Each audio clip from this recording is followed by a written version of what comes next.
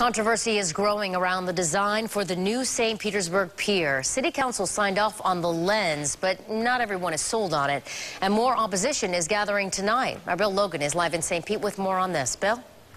And I got to tell you, Wendy, I've been around all day today, tracking down the local politicians, some of the concerned voters who say that this lens thing just isn't going to be good. And out here along the pier, out around the pier, we've been seeing the wind and the waves pick up, almost like there's a storm of controversy around this facility brewing.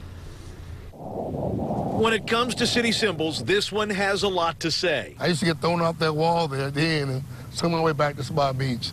Crabbed and fished down here, grew up down here. Council Vice Chair Wingay Newton has a soft spot for the inverted pyramid, the only pier he's known in his 49 years of life.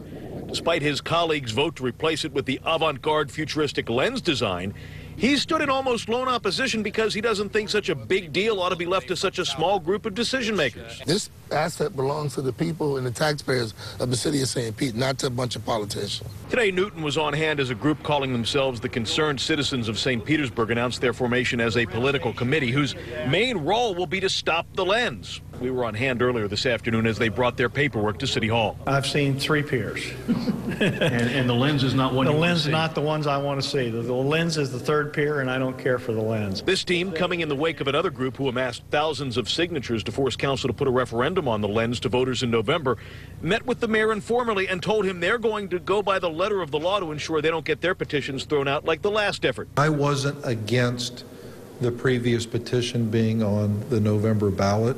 I thought they had earned it, but, you know, due to a technicality, City Council decided not to put it on the ballot. And, you know, this was expected. And the mayor expects that he and the City Council will receive thousands of signatures and a mandate for voters to have their say, which is all the concerned citizens are asking. We'll certify the question and give people a chance to vote.